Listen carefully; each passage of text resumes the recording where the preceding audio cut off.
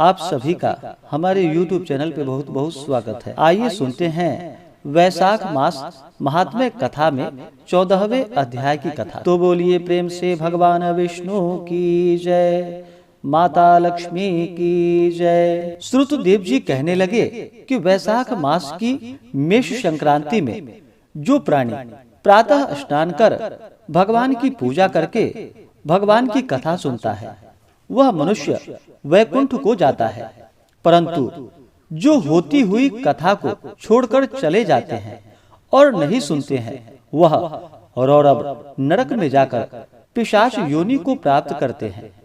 यहाँ पर हम एक प्राचीन इतिहास कहते हैं। यह इतिहास बड़ा पवित्र, पापों को नाश करने वाला, धर्म वर्धक तथा तत्काल शिवनीय है। प्राचीन काल में गोदावरी के किनारे ब्रह्मेश्वर क्षेत्र में ब्रह्मनिष्ठ परमहंस दुर्वासा ऋषि के 2 शिष्य रहते थे। उनको कभी किसी से कोई इच्छा नहीं थी और उपनिषद शास्त्रों का ही अध्ययन करते रहते थे। भिक्षा में जो कुछ मिल जाता वही खाकर अपना निर्वाह कर लेते थे और पर्वत की गुफा में पड़े रहते थे। इन दोनों का नाम सत्यनिष्ठ और तपोनिष्ठ था। इनमें सत्यनिष्ठ तो सदैव भगवान की कथा सुनता, कथा सुने बिना कभी अन्न जल न ग्रहण करता। जब कथावाचक रोग से पीड़ित हो जाता तो वह अपने घर कथा कहता, फिर कुएं आदि पर स्नान करके उसके घर जाकर ही कथा सुनता। कथा समाप्त हो जाने पर अपने नित्य कर्म करता।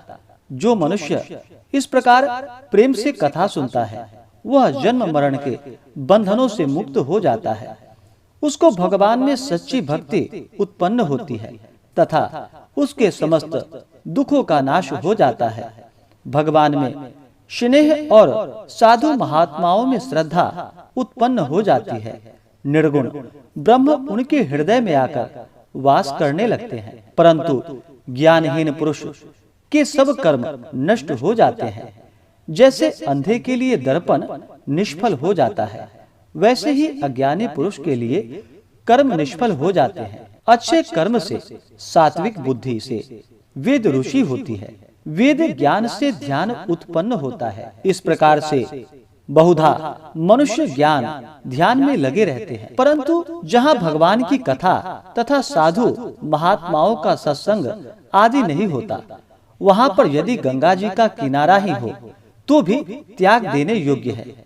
जहाँ पर तुलसी का वृक्ष न हो, जहाँ भगवान की कथा न होती हो, जहाँ साधु महात्मा न हो, वहाँ पर मरा हुआ प्राणी 100 जन्म तक कुत्ते की योनि में पड़ता है। इस प्रकार वह सत्यनिष्ठ ऋषि उपनिषदों का यही निश्चय करके सदैव भगवान की भक्ति में तत्पर रहता और सदा उनकी कथा को श्रवण करता। कथा श्रवण करने से अधिक अन्य किसी कार्य को न मानता। तथा दूसरा जो तपोनिष्ठ था वह अत्यंत दुराग्रही एवं कर्मनिष्ठ था। वह न तो स्वयं कथा कहता न सुनता, अपितु होती हुई कथा को छोड़कर चला जाता कि कहीं पर तप में विघ्न न पड़ जाए। श्रोता और वक्ता के पास भी वह नहीं जाता था। वह दुर्बुद्धि इस प्रकार अपना समय बिताता रहता, न हरि कथा कहता और न ही सुनता। जब वह मृत्यु को प्राप्त हुआ तो कथा के दुराग्रह से छिन्न कर्ण नाम वाला बलवान पिशाच समी के वृक्ष पर हुआ। वह अपने किए कर्मों का विचार करता हुआ भूख और प्यास से दुखी होकर इधर उधर भटकता फिरता था, मगर कहीं विश्राम नहीं पाता था। उसकी देह पर पवन अग्नि के समान तथा जल कालाग्नि के समान लगता था एवं फल पुष्पादि विष के समान लगने लगते थे। इस प्रकार वह दुर्बुद्धि कर्मठ सुनसान वन में फिरता रहता, मगर कहीं भी सुख को प्राप्त नहीं होता था। कदाचित वह सत्यनिष्ठ भ्रमण करता हुआ उस पैजीनसीपुरी में आ गया। उसने मार्ग में दुख से पीड़ित छिन्न कर्ण नामक पिशाच को देखा। वह भूख से आतुर हो बुरी तरह से रो रहा था।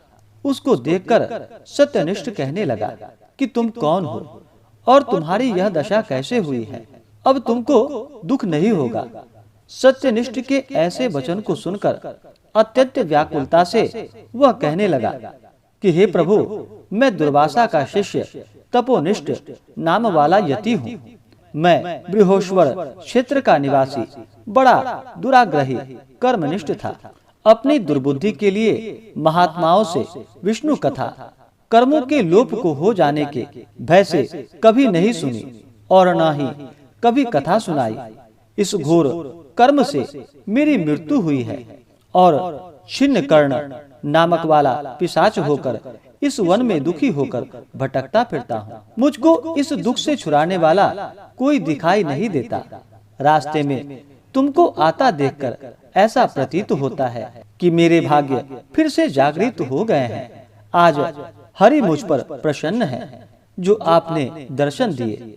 इस प्रकार रोककर और त्राही त्राही ऐसा कहकर वह सत्यनिष्ठ के चरणों में गिर पड़ा। तब सत्यनिष्ठ को उस पर बड़ी दया आई। उसने उसे अपने दोनों हाथों से उठा लिया। वैशाख मास महात्म्य क्षण भर सुनने का जो फल होता है वह उसे दे दिया, जिससे उसके सब पाप नष्ट हो गए।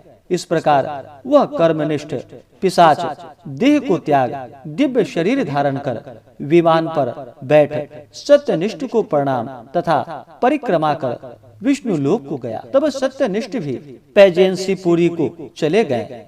सुखदेव जी कहने लगे कि जहाँ शुभ फल देने वाली भगवान विष्णु की कथा होती है, वहाँ निवासियों के हाथ में मुक्ति रहती है।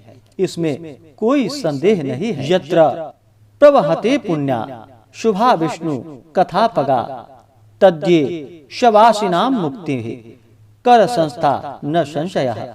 इस प्रकार से श्री स्कंद पुराणीय वैशाख महात्म्य में नारद एवं अम्बरीश के संवाद में पिशाच मुक्ति नामक 14वां अध्याय पूरा हुआ।